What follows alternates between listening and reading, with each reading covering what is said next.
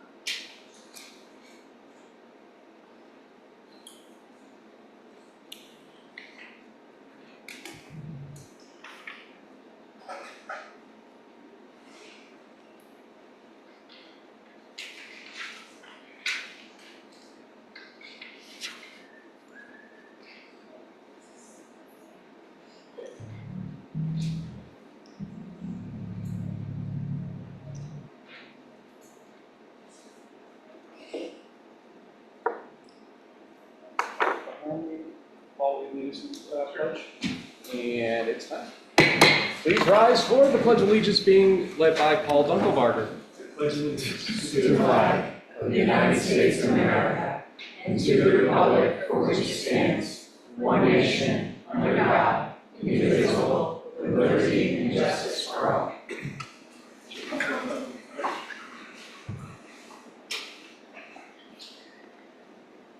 Welcome to our second regular meeting for the month of July 2025 of the Village of Ballston Spa Board of Trustees. We will start with minutes, and can I get a motion that the minutes of the July 16, 2025 meeting be approved? I know originally said 28th accidentally on the minutes themselves, but I believe that's been already fixed up. But the 16th July meeting. I'll make the motion. Trustee Baskin? I'll second. Trustee Fandinsa, discussion. All in favor?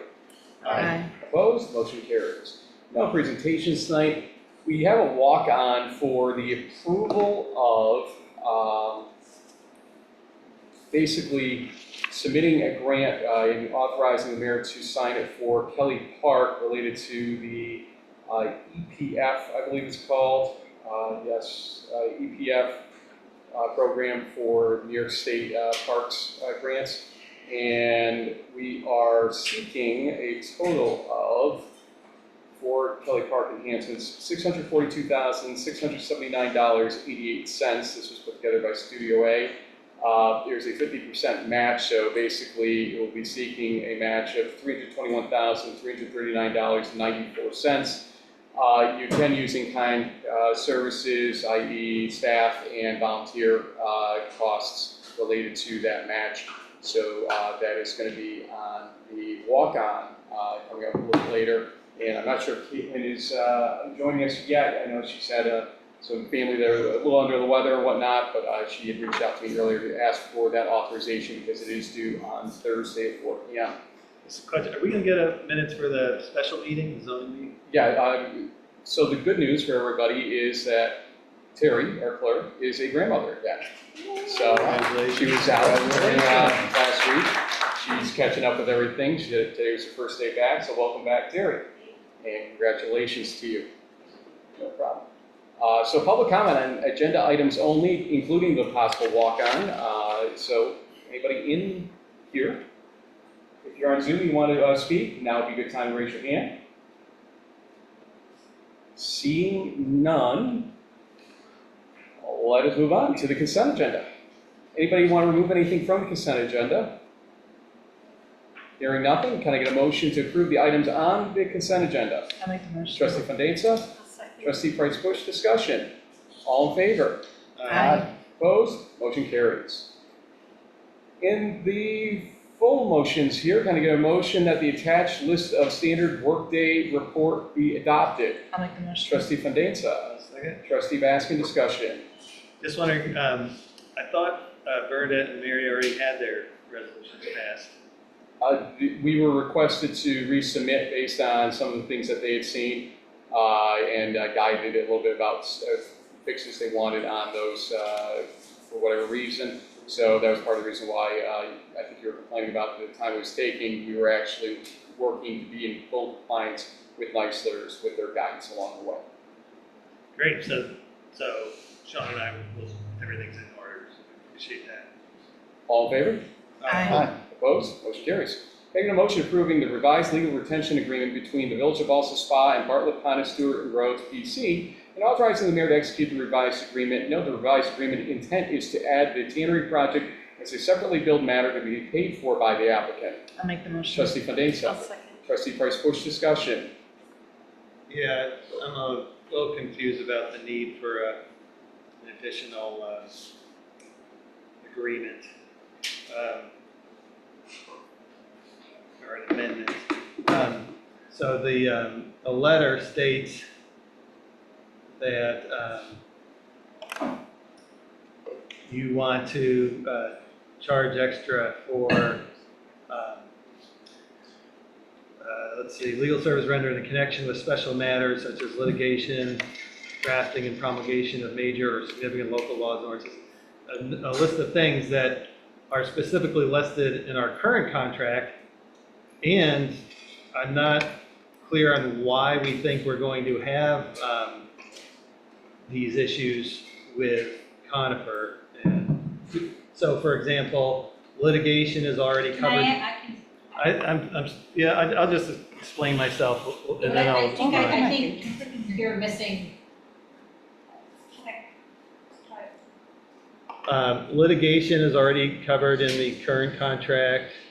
Drafting and promulgation of significant laws and ordinances is covered under the existing contract, and also I'm not sure why it would be related to Conifer, so I look forward to your input. Negotiation and drafting of intermunicipality agreements.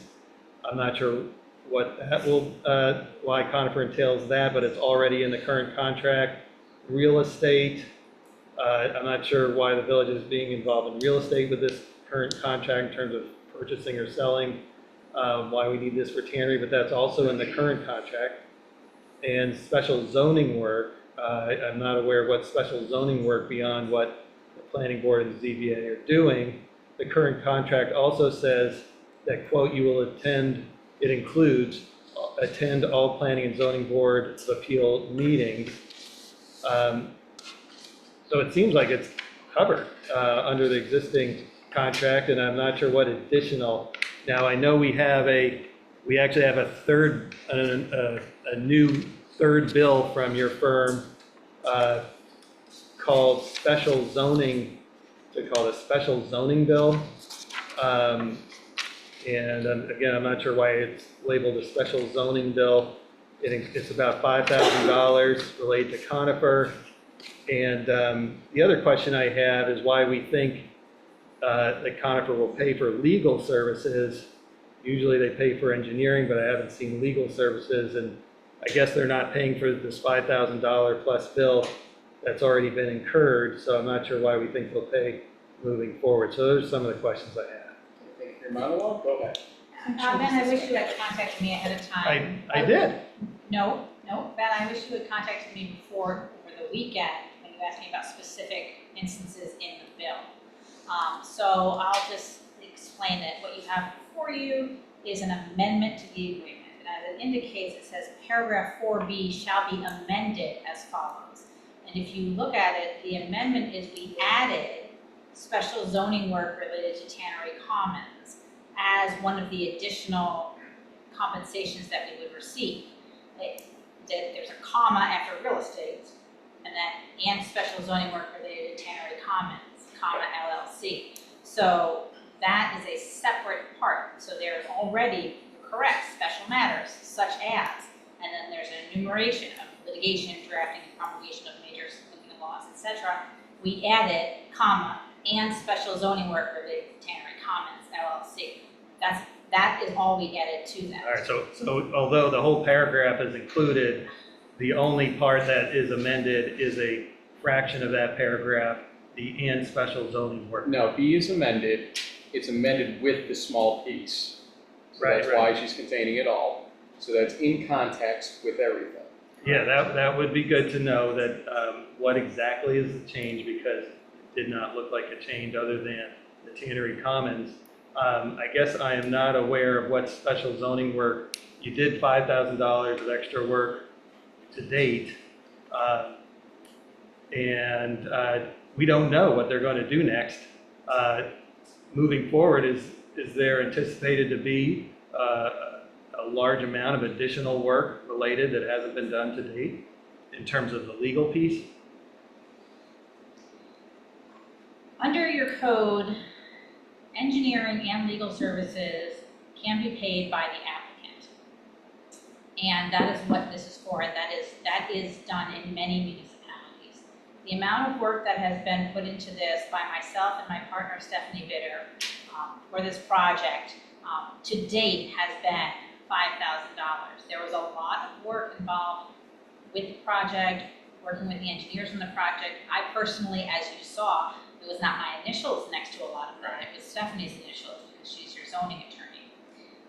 So at this point, and just, you know, to respond to another one of your inquiries, we have already reached out to counsel for Conifer. Counsel for Conifer said, absolutely, we will pay for this, so just Oh, please good. let us know. I did not know that. Because you didn't ask. Please let us know, and, you know, they will pay for it the same way they paid $10,000 to CT Mail to do their work. So they're going to pay. This is something that is done in a normal course of business, and it's not going to take any money from the taxpayers. It's being paid solely by the applicant. Oh, great. I'm glad to hear that. And so the $5,000 we're approving today will also be paid by the applicant, or just moving forward? Everything that is being done that we have billed under the special zoning matter will be paid by Tannery Commons LLC. Including what we're approving today? So, Everything that we have billed under special zoning work. okay, that you have billed, okay. And so we'll get reimbursed, I guess, by Tannery Commons for this $5,000 that we're going to I don't know how you do it. I don't know if the bill goes directly to Tannery Commons. I don't know. It's however you do it with the engineers, you do it with the attorneys as well. Again, this is not a dime out of the taxpayer's pocket. This is not a dime out of Ballston Spa's pocket. This is being paid for by the applicant with their approval and with the approval of the planning board chair and the zoning board chair, since they have the authority under your code to hire legal counsel if they feel that it is necessary to have legal counsel on a project such as this. Great, thanks for that public explanation, I appreciate it. I could have done public or private. I prefer public. All in favor? Aye. Opposed? Motion carries. Can I get a motion approving the revised agreement between the town of Milton and the village of Ballston Spa related to village events and the provision by the town of $4,000 toward those events, and authorizing the mayor to execute the revised agreement. The revised agreement was sent around just a little bit ago, but again, it's just categorizing specific numbers on events. I'll make the motion. Trustee Condensa, I'll second. Trustee Price Bush, discussion. All in favor? Aye. Opposed? Motion carries. And can I get a motion approving the submission of a grant application for the EPF grant program in New York State by the Village of Ballston Spa, authorizing, that's right, the grant application seeking $642,679.88 of work for Kelly Park, of which the village would match up to $321,339.94, including in-kind match. I'll make the motion. Trustee Condensa, I'll second. Trustee Baskin, discussion. So 300 plus thousand, obviously you said in-kind work. That's a lot of in-kind work. If we don't meet that goal, where would we take? If you remember in the budget with the capital plan, I think it was $350,000, $375,000. I don't have it in front of me, I think it was $350,000. So that was most likely going to be coming out of fund balance to do that. There might be a little bit left over from the Wiswall Park situation. When we finish there, we'll know for sure what that is, but we should be able to be covered on that pretty well. This is to give us a real shot in the arm with respect to Kelly Park. So that's why we're going there. And for those that may not have heard the last meeting, the general concepts are planning first. We're conceptual at this stage. They anticipate giving money toward planning as well. But pavilion improvements generally to spruce that up a little bit. Top area next to that, so enhancement over just a small Voltex playground there. We are skipping over the curb courts area, obviously, to playground, a much enhanced and safer playground with a small pavilion area there, or gazebo type area there. And then new enhanced dog park next to that with proper protection between the playground there as well to not push people into the park. That would be just for dog walking, etc.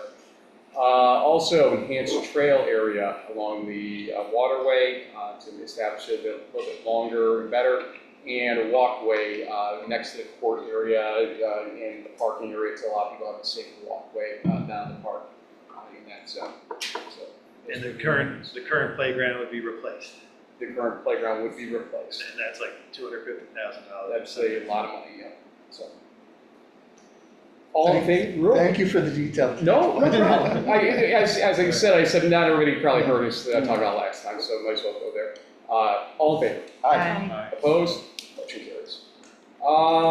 Mayor's announcements. We had a great Saratoga County Fair this past week. Great weather for it, for sure. So appreciate everybody that have taken part in that. Next up, not to steal Mary's thunder, probably upcoming, but we do have Swimming Under the Stars coming up on August 9th and Family Fun Day on August 17th up at the fairgrounds this year to relieve the Front Street area, but we will still have the concert, I believe, at Iron Spring Park with the refrigerators that night. So come out and enjoy that. Otherwise, kind of a nice, calm Monday here. So I'm going to hand it off to Treasurer's Report first, which I had on my screen a second ago. Let's get that back for a second. I'm scrolling by all the library stuff. I'm like saying to myself, we didn't approve any of the library stuff, and I realized we had the consent agenda. Thank God. There we go. Utility billing. Utility bills will be arriving on Friday, August 1st. Please keep an eye out for them in your mailbox. Be aware that they are due on August 31st without penalties added. Sales tax distribution up 3.64% countywide in July. That's the money received in July. Obviously, there's that delay by a few months. 5 months was up by just over 1.2 million or 1.81% countywide. And the village will receive $141,659 this week in relation to the July numbers. Sales tax analysis. This month's distribution includes the second quarter adjustment by the New York State Tax and Finance Department. This adjustment was relatively flat compared to the previous year. These adjustments tend to cause larger swings in the month-to-month totals, which is true here. Focusing on year-to-date numbers shows a variety of increases and decreases, but overall we're tracking just slightly over the previous year, and that's true for much of New York State. So Saratoga County is tracking with the rest of the state, sounds like. I'm done. Greg, can I just hear that? Yes. Water bills are actually due September 1st because August 31st is on Sunday. So September 1st for water bills because August 31st is a Sunday, so you get the extra day technically there because of the weekend situation. Thank you for that reminder. Summer's flying by. And Bernadette, go ahead. Just briefly for the BSBPA, Friday, August 1st will be First Friday and also movie in the park. It is going to be Wicked Sing Along, which is really exciting, at 7 p.m. And I think Carl is going to come maybe. Come hang out. You coming? Yeah. Anyway, so 7 p.m. 7 p.m. There's going to be a kind of a student band from some of the middle school students and elementary students, hopefully playing some Wicked music. Makes me sound like I'm from Boston every time I say that. Wicked good. Wicked good. And the movie will start at dusk. It's a sing-along and, dress up, wear pink or green, depending on, who you want to emulate. And I believe there's kind of like a little party, right? Yeah, there's that. This Friday, you're going to come hang out. Put it on the calendar. Awesome. And then just a heads up for those who haven't seen it, there's going to be a peach festival at the farmer's market this year on August 9th from 9 a.m. To 1 p.m. That's a Saturday. But that's kind of all I got right now. That's peachy. Okay. Mary, save me.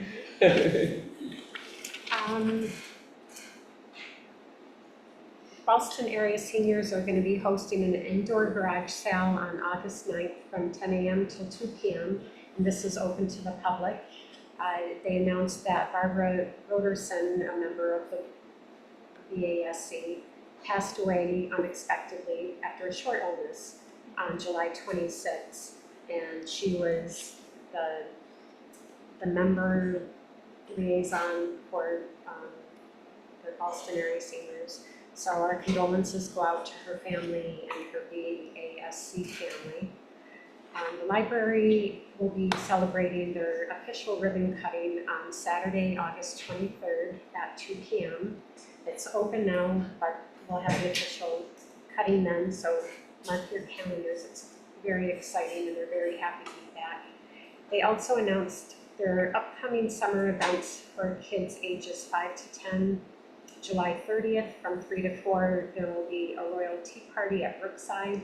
They're encouraging kids to wear costumes such as kings and queens and other royalty. August 1st, before the movie in the park, they're going to have a story time, which, as Bernadette had said, it's so we could sing along.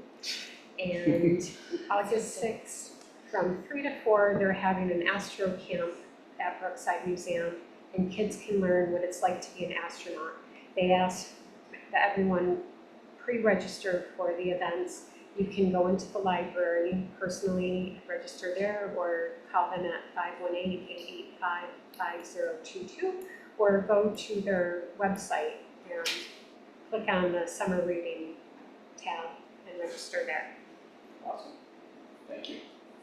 And surprising and sad that Barb passed. For sure, she was an energetic one, to say the least, and a great member of the Ballston area seniors. So, as you said, we send our condolences and may she rest in peace. Fine.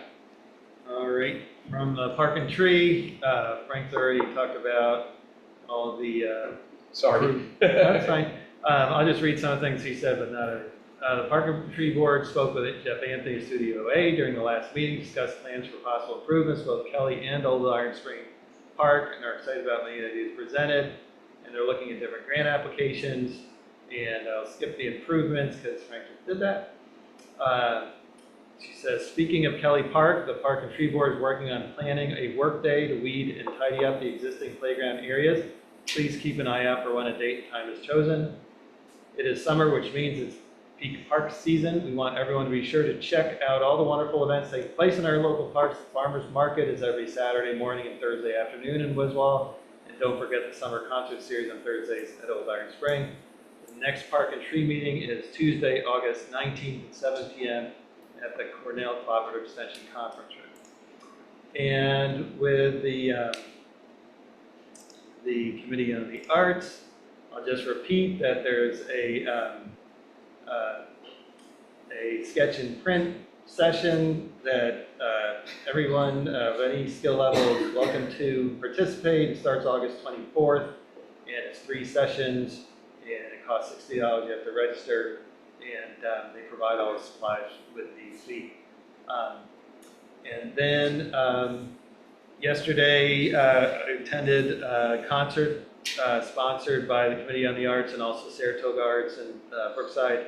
At Brookside is the Jazz Ambassadors, excellent free concert, and they're also coming back August 24th. So if you missed them the first time, they'll be back again, and I encourage everyone to go. It's a lot of great music. The next Committee on the Arts meeting is August 6th at 7 p.m. at Brookside. One thing I should raise also about Kelly Park, while the courts area was deemed great, we did get a couple of requests lately to do a coating on the pickleball courts because the current surface is plain asphalt and is not conducive to the best gameplay. And I kind of always knew in the back of my mind when we were doing this that we wait to see how many people would use the courts and then evaluate whether that next step is going to be necessary. It's been well subscribed to, but that is a request. So I did start doing some diving into the cost for the proper paint coatings. The materials themselves are just under $8,000. I'm still waiting to figure out or find out installers for that to get a price. So that should be forthcoming, the possibility of that in the future meeting. Just as an FYI, according to the supplier, the coloration stays intact for over 5 years, and overall the conditions and quality are good for 10 years. So it's not like you do this every year, it's something you would do once and right. Like an epoxy resin? Basically, yeah.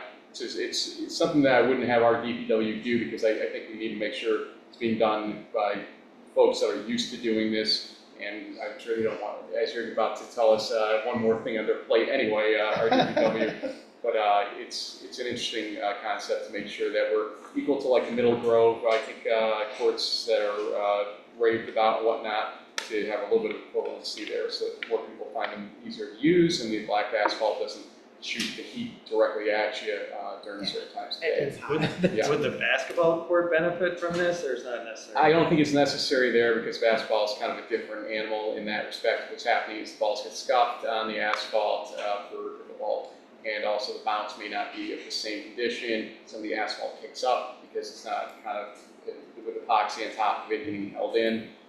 Go ahead. Yeah, the resin will create a more laminar surface, whereas asphalt itself is actually kind of rough.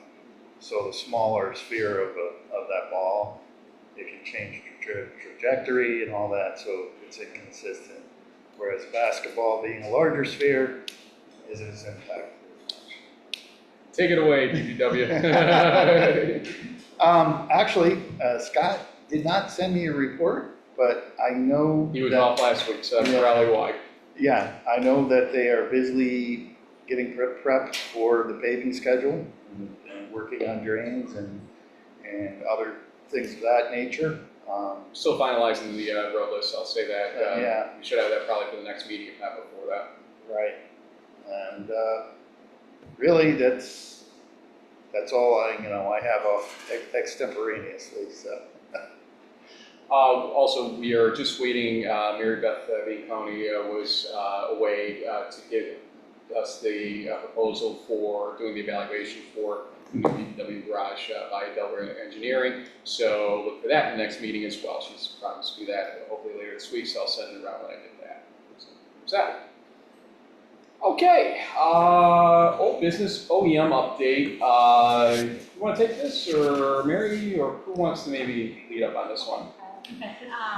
So a few meetings ago, Officer Ackley came and made a presentation to the board about having an Office of Emergency Management, provided a bunch of information. So excuse me, it's hard to hear, but for me, do you have another microphone down there, or should we move this down?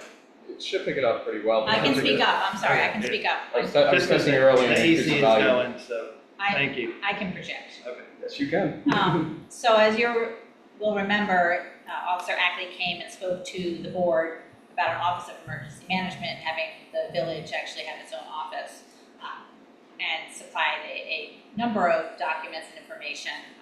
And I know Sean went through, Trustee Raymond went through it, and presented something to the rest of the board. I spoke with, I reviewed everything, and I spoke with NICOM, and I spoke with, and I looked around to see other villages that have this kind of thing, because it's fairly formal and really kind of robust, and I'm not sure that's what the village needs.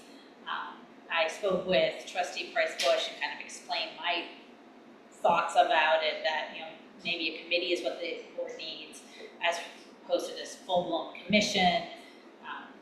There's a lot involved. Trustee Raymond made a lot of really good points in his response. Thank you.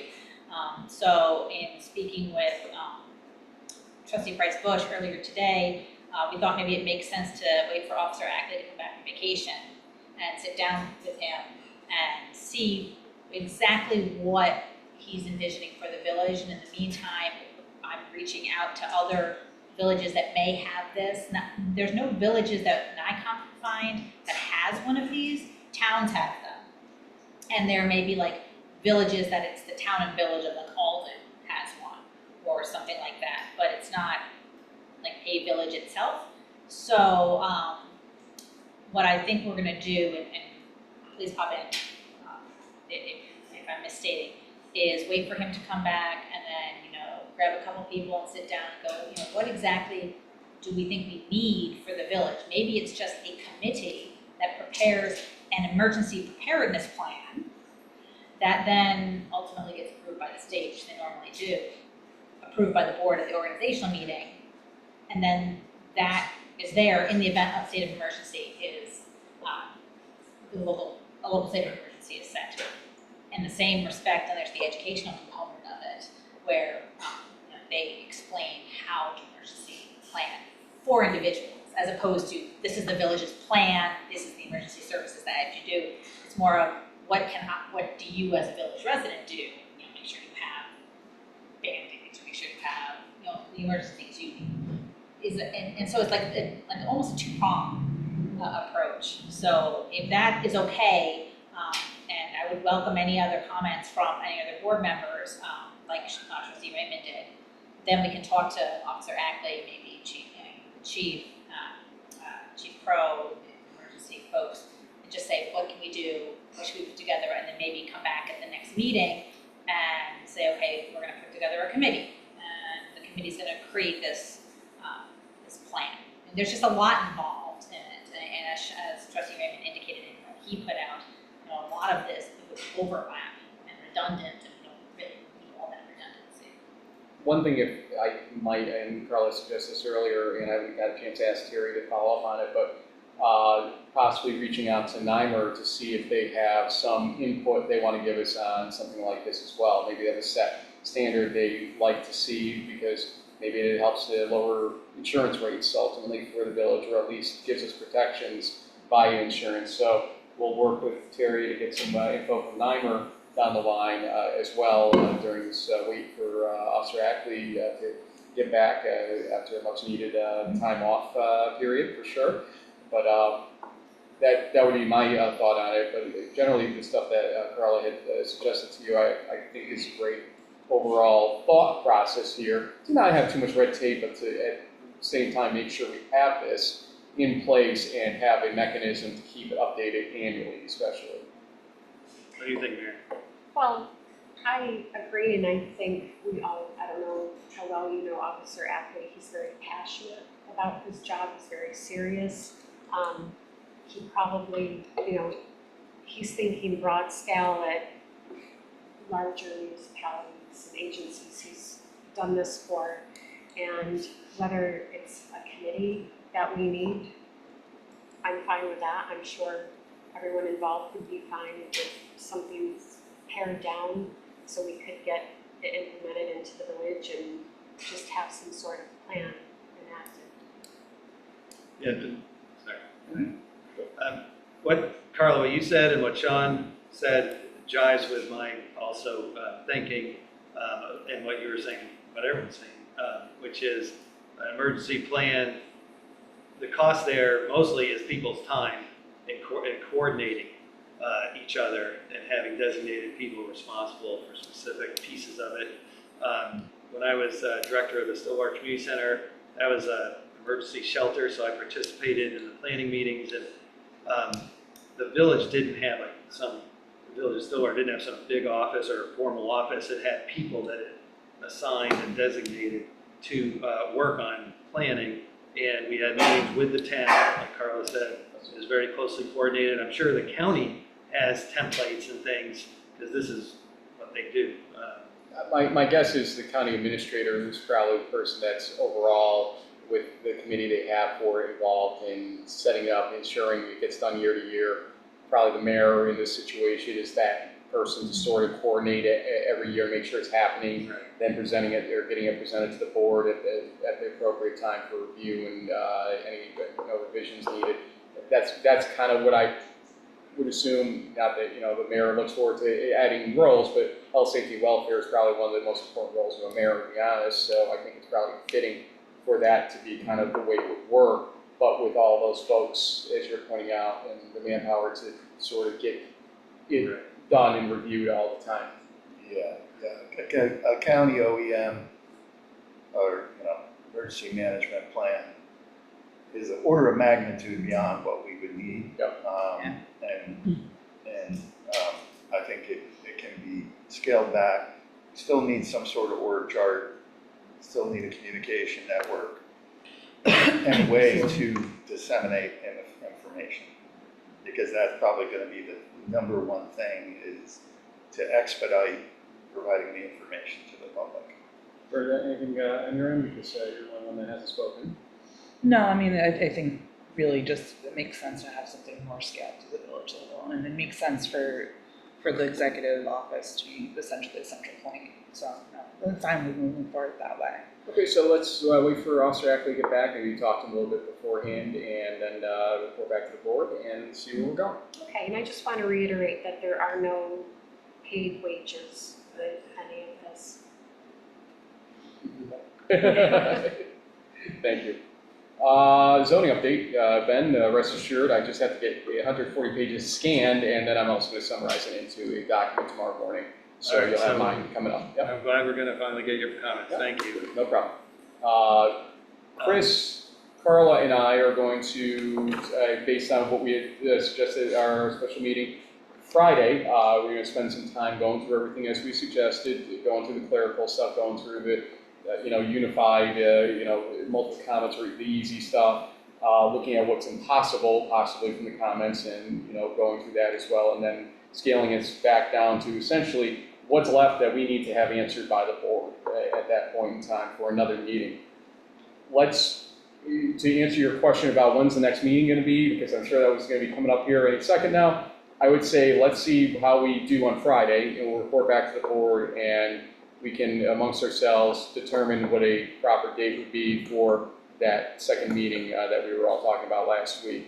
Because I don't know if we'll get through all of it on Friday, but that's going to be the goal at least.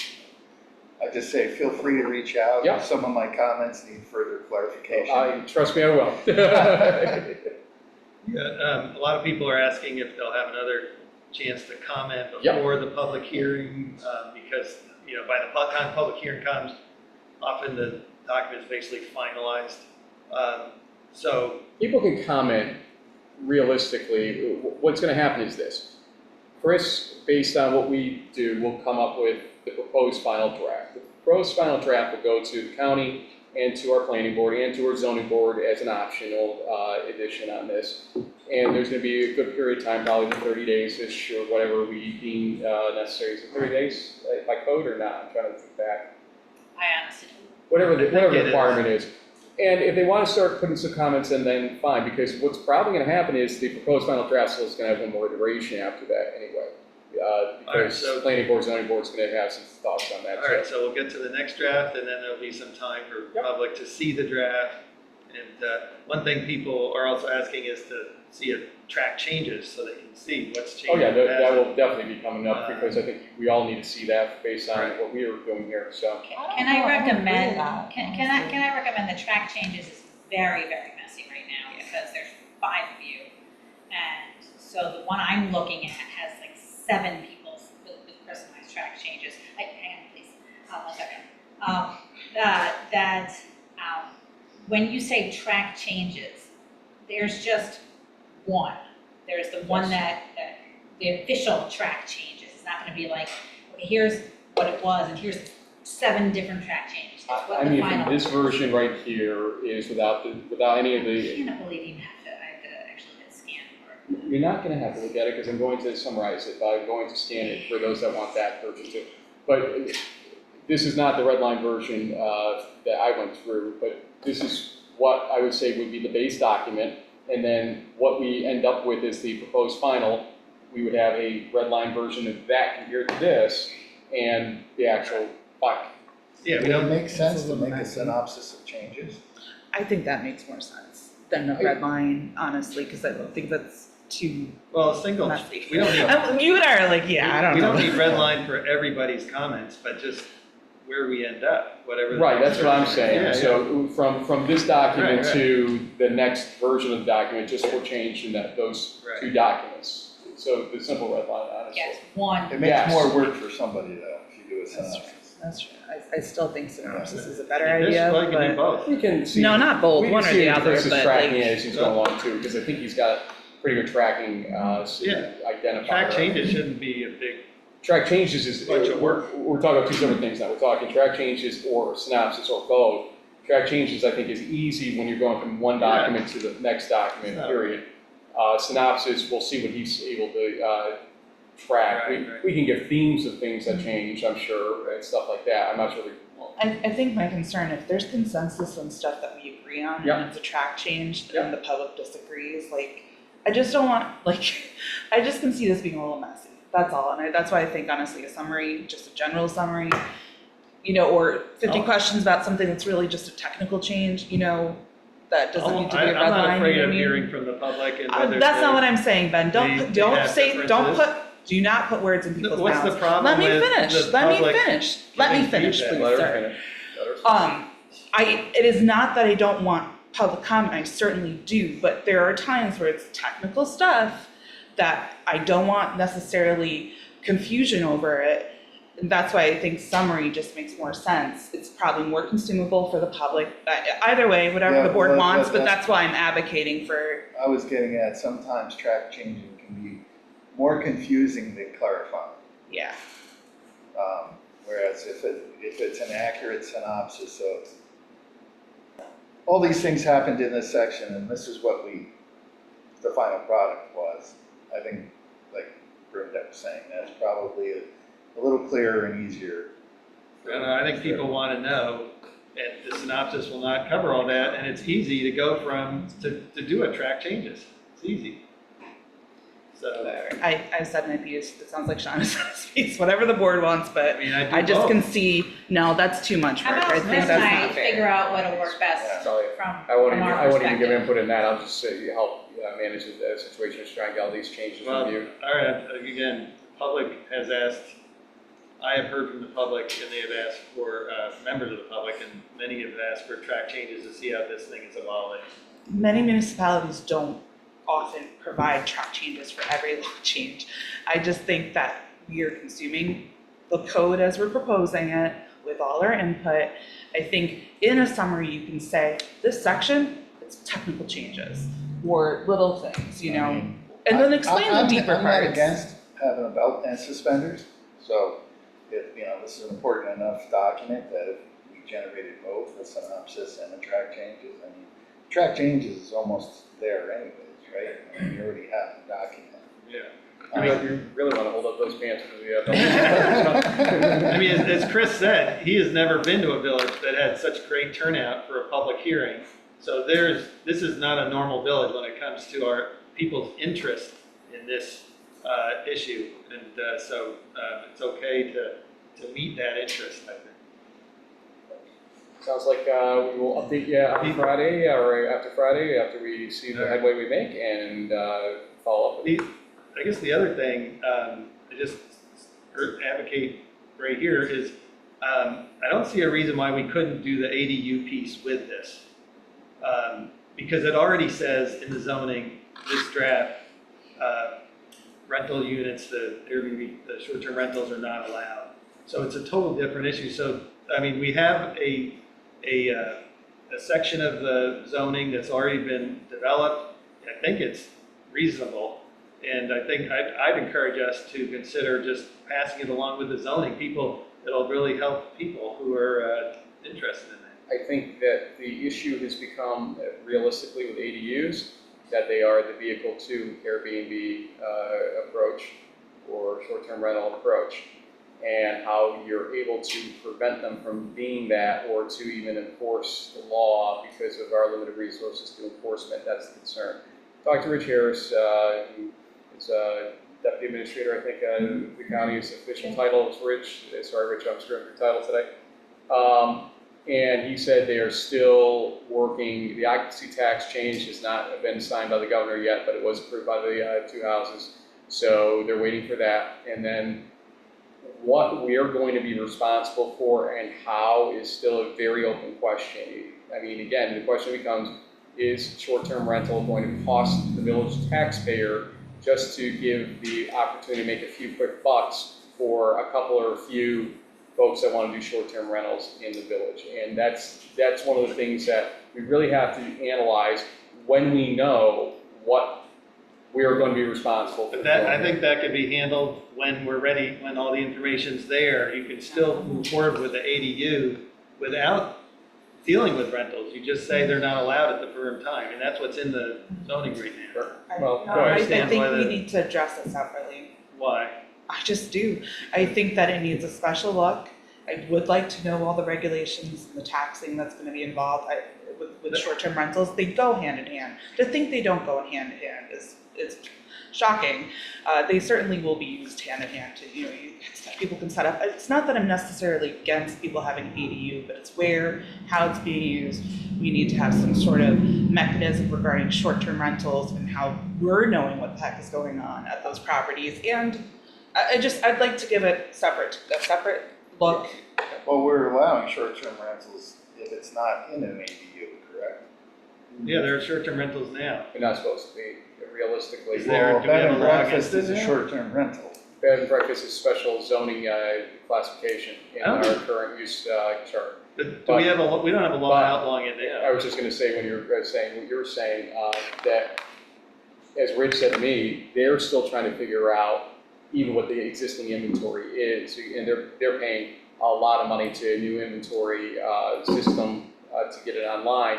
That's gonna help track through Airbnb, Vrbo, and anything else that's out there, where these rental units currently are, even before we get to that point. And so they're willing to share with us to tell us where inside the village proper they exist. Again, 12020 doesn't give you the information you need because 12020 is way overbroad for what the village is by 7 to 1. It still seems like a separate issue.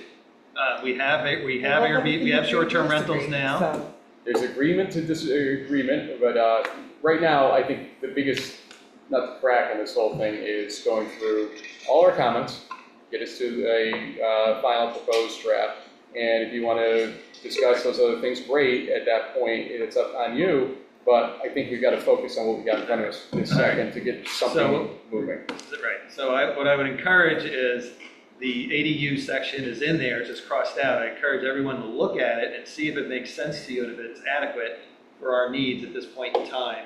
It outlaws short-term rentals currently. In fact, that's outlawed in another part of the zoning as well. So please look at that and see if it's adequate in your opinion, because it looks pretty good to me, and I don't see a reason to wait personally.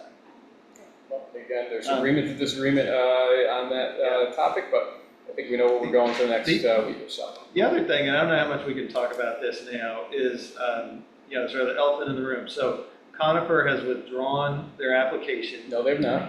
Not withdrawn it, but they're going. They've adjourned, asked for an adjournment for a set of meetings so far. Right, so then they're reworking, it sounds like. So obviously, we're working on this zoning. Is there a desire or a need, or how are we doing this in terms of, should we, in theory, if we're moving towards a future zoning, would it not make sense to put this zoning in place before they have their project in place? And or is that just going to happen because it's going to take them longer to do than we're doing zoning? Is that a conversation that's happening anywhere, or should it happen? Or what should we do in terms of our time and thinking about that? The presumption is always that an application falls under the code that it was applied under and carries forward. And that's universal presumption. I think text to that effect is in here, but it's not, it should be, because that's what, again, the presumption always is on those things. Absolutely, but in good conscience, we should make sure that if we're on the precipice of passing new zoning, that whatever project is going out there is somewhat in conformance. Well, you can't really do that because the law is the law as it stands, and the applicable law is the law that has to apply. So you can't really make it up as you go along in that realm, because it's first, not passed law. Second, even if it is passed law, technically they get what's there currently in those situations. If you want Yeah, it's a constitutional issue that. 2 straight meetings of constitutional issues here, can you believe this? No, thanks. Yeah, it's a constitutional issue, and this was brought up when they originally did file. They said, what law are we filing under? And you're filing under the law that existed at the time. So, I hear what you're saying, but constitutionally, they have to be under the current law. They applied under the current law. The planning board can do what the planning board wants. If they want to say, can you do this, can you do that, to make it more conforming to the new law. But generally speaking, they have to be under the prior law, and there is language, grandfathered language in the new code to that effect. If they submitted like a completely different project, would that count as a new application or? There's case law on that, it really, Right, It's depends very on, really fact- depends. it's depends on the fact-specific. specifics. yeah, it does. And I'll give you an example, that I lived through, when, the strip mall, I think that not, voted on that, on Ballston, but, originally was in front of the town of Ballston as a single building of 31-ish thousand square feet, I think. And then it got split into two buildings, and there's contention back and forth. Is that a consistent, just amendment of site plan, or is that a new site plan? I think it was, who's the attorney that you? Oh, No, Henry? Bill Kennery, thank you. It was Bill, I just couldn't think which Bill it was. Had suggested it was a new site plan in that situation. We could argue back and forth on that forever, but we just went with it at that point, just not to waste time on it ultimately. But that's an example of sometimes that type of situation could do that. Just doing some changes to features doesn't usually indicate, from my experience at least, that it'll be up to the planning board and the planning attorney, though, and zoning attorney to look at those things. We don't have any real say over that, but just to give you some indication of experience, and you've been in front of some of the stuff too. That sounds like they're So- responding to the public Yeah. comments, so Well, I mean, hope some of I would the, hope they'd be astute enough to recognize that we're on the cusp of zoning, and if they want public buy-in, they should be conforming to the new zoning. what I was gonna say, again, constitutional issue, but what I was gonna say is that they have, basically they're revising their plan, it sounds like, in response to public comment and what the public has said, so it will probably fall more in the heart of the zoning we're working toward, is my guess, and, really, again, not our issue to work on, so we have to be careful, I would think, in that regard, but, a lot of our folks have worked on the code that we're looking at, so I think perhaps they could make some suggestions, I don't know, but again, that's a zoning and planning thing, which, I don't know, I don't wanna get too, what's the word, In the tied up in weeds it, on it? yeah, Yep. so. Hopefully that answers that for a little bit. No new business. Public comment on any issue, 3 minutes. And if you're on Zoom again, this would be a great time to raise your hand on Zoom for any public comment you want to provide. Anybody in the house wants to provide public comment for 3 minutes? Yes, I see your hand first.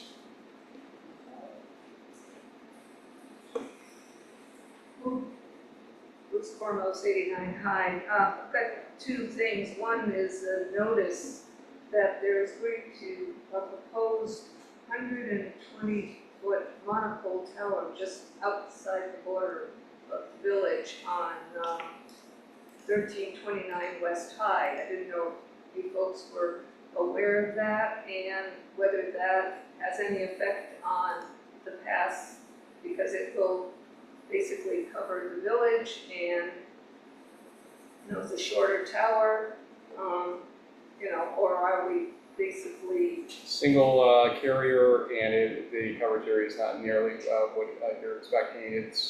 With the one at John Street is a whole different zone it's going to be covering comparatively, because if you think of where this one's going down there, it's way off the beaten path compared to the John Street Tower and what it's focused on. anyways? Yep. The other thing is on short-term rentals. I don't know why all of a sudden those have become sort of the boogeyman. I've used short-term rentals in this village when I had relatives from Europe. We have No, stop, you. Is there a microphone over here? no. It's going to pick it up. That's how. When it was over Okay. there, it was a little bit more around. I'll stand Okay. closer to No, it. stand at the podium, please. Well, the air conditioning. Please stand at the podium. Thank you. Just speak loudly so people can hear. This is So- an issue. If I can hear you, clearly that microphone can hear you, so Okay. that's the indicator for you. Anyways, I've used short-term rentals in this village. There is no hotel, motel in this village for people to stay. And, yes, they should pay a tax or a fee, to be competitive, with the motels and hotels. But to ban them, I think is gonna hurt a lot of homeowners that use, their property to make a little extra money. And I think it's drastic to just ban them in this village. Have there been any real problems? In the time I was a trustee, there was one case of a short-term rental being used as a party house up in Colonial Hills. But that's the last I ever heard of any kind of problem. So, you know, consider that when you're trying to solve a problem that doesn't exist. I think you are misunderstanding where the concern is coming from. The state has changed the system and basically dumped to the county the responsibility for managing that system, and then the county is only going to do so much, and it's going to dump the rest of it to the municipality that it actually is in to handle. What the gain is for us in terms of what we would get back from it, I think it's the 1% or thereabouts from the occupancy tax, because they're going from 1% to 3%, with 1% going to the municipality and 2% to the county. Yeah, it's a limited amount of money compared to what we would need to do for increasing staffing for the enforcement and everything else that goes with it. And so what we need to do is an analysis. Once the county knows for sure how they're managing this or what they're going to hand to us, they don't know, because I keep asking.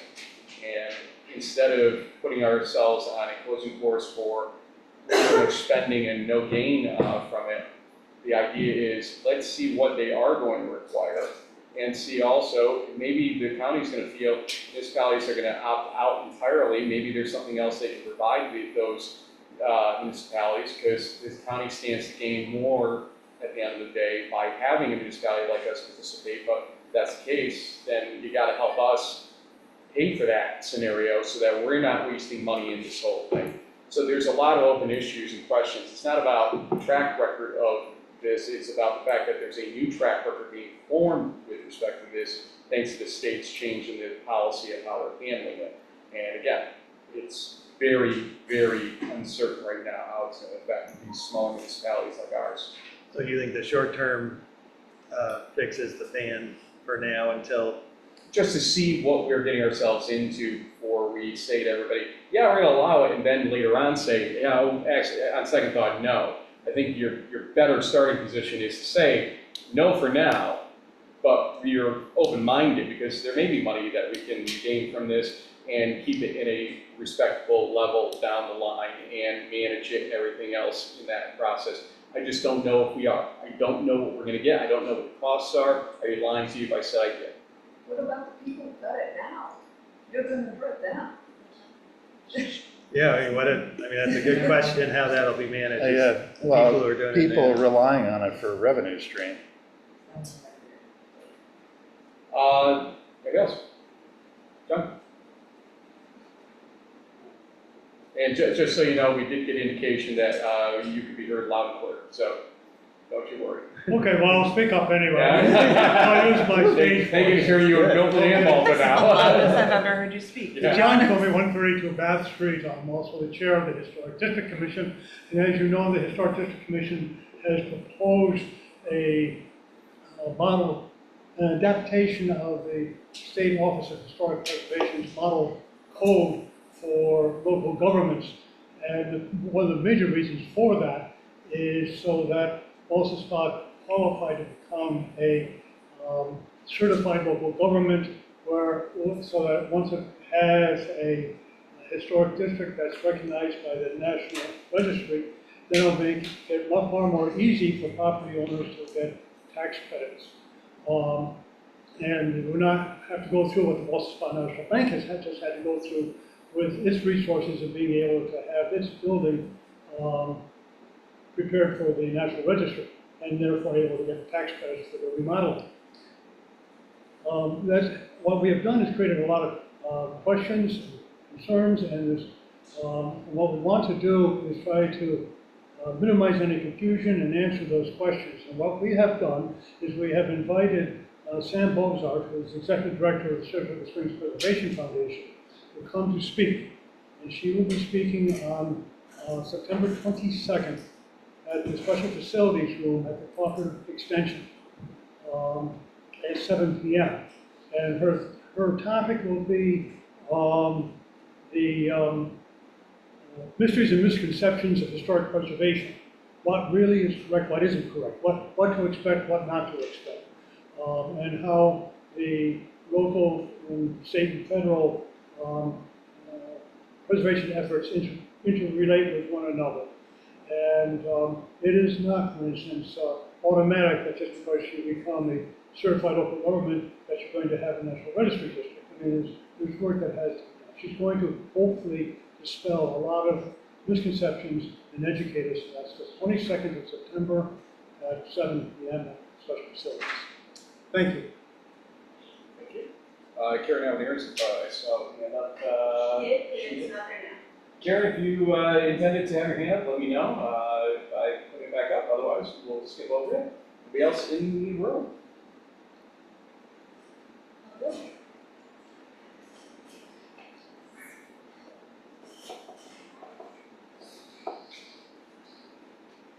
All right, hopefully you can hear me and I'm at a safe distance.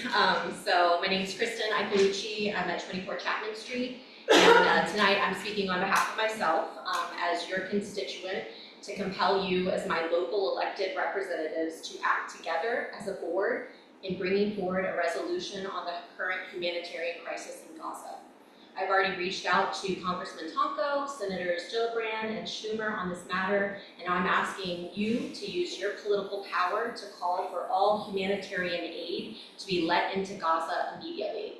Trustee Van Days, you yourself brought forward to this board in the village meeting on October 23rd, 2023, a similar resolution titled Israel and Mideast Peace.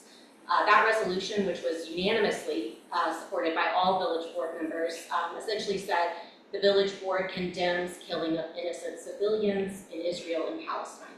I'm asking you now, nearly 2 years later, to condemn the killing of innocent civilians in Palestine by means of blocking humanitarian aid, including food and infant formula, which has led to the intentional starvation of the entire civilian population in Gaza. I'm asking you, as a board, to call on our government to allow all humanitarian aid into Gaza immediately.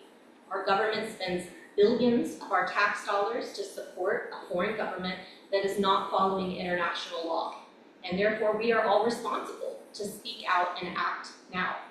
Withholding humanitarian aid as a means of collective punishment of a civilian population is a war crime. It's against international law, as well as against the moral and ethical values we all claim to hold dear. As your constituent, as a mother, as a human being, I'm asking you, please, to use your power and your platform to act now. Thank you. Anybody else in the room or outside the room? Seeing none? We are at other business, including but not limited to board response to public comment. Well, as we're talking about Gaza, I'll add to that. I also have a statement. I would like to continue a conversation on the situation in Gaza that was started in this venue by Frank and Bernadette a little over a year ago, when this board passed a resolution condemning the violence in Gaza and urging peace between Israelis and Palestinians. Today, I think we need to revisit this terrible situation to raise people's awareness and voice our concerns given the ongoing worsening crisis in Gaza. What's happening in Gaza is horrific and in violation of international law. As a Jew who lost family in the Holocaust, I am horrified by the images of starvation, death, and mass destruction coming out of Gaza. I feel that it is imperative that all of us speak out against this violation of humanity in whatever form we have, whether in government, places of worship, or community organizations. Our government is directly implicated in this human-made humanitarian crisis. Israel's complete destruction of Gaza is made possible through our government's military aid and unwavering political support. We should all contact our elected representatives and urge them to pressure Israel to end the bombing and allow humanitarian assistance in at the level required. Talk with your friends and ask them to do the same. I urge this board to pass a resolution urging our elected representatives in Congress to pressure Israel and to do everything possible to end the bombing and to immediately allow humanitarian aid into Gaza. Thank you. Sean? I just want to respond to Christine come. Yes, Chris. And Ben's, I'm wholeheartedly and emphatically support you guys speaking out, because evil prevails when good people do nothing or are silent. So I'm glad both of you had the courage to speak out. I realize it's very controversial, but it's obvious from seeing the daily pictures from that part of the world that the atrocities that are occurring over there really haven't been seen since 1930s Germany. So I think we all should, do our part in bringing attention to it. Mary? And Bernadette. I got a motion that the vouchers be audited and the meeting be adjourned at 8:04 p.m. Make the motion. Trustee Fandesa, I'll second. trustee Price-Bush, discussion? All in favor? Aye. Opposed? Motion carries. We'll see you at the latest at our next regular meeting, possibly sooner if we have a special meeting for that. We'll let everybody know. Thank you.